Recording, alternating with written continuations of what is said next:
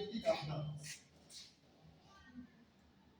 तो इसमें सबसे मुख्य चीजें हैं, आपको ये ध्यान रखना है कि जो प्राकृतिक आपदा होती है वो दो प्रकार की होती है। एक आपदा होता है प्राकृतिक आपदा और दूसरा होता है मानवकृत आपदा।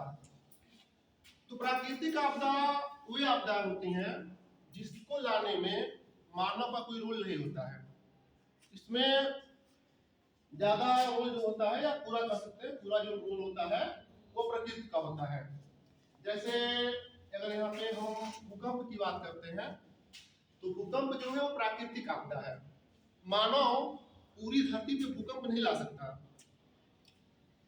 फिर ज्वालामुखी विस्फोट की बात करें तो ज्वालामुखी विस्फोट भी प्राकृतिक आपदा है, प्राकृतिक कारणों से होता है।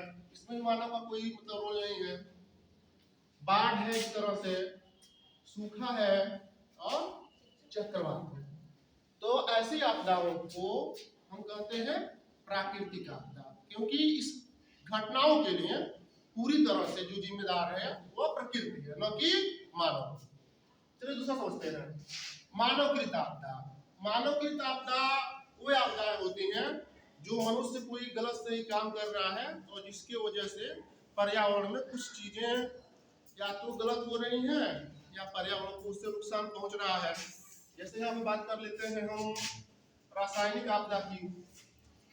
ऐसी बहुत सारी कंपनियां हैं जो कुछ घातक रसायन बनाते हैं, कुछ घातक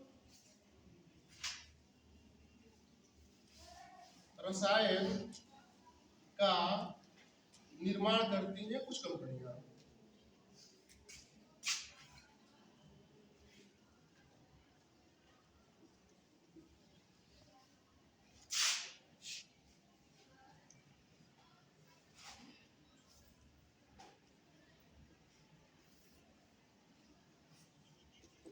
अब यह मामला खराब क्या है, ये जो घातक रसायन है वो कंपनियां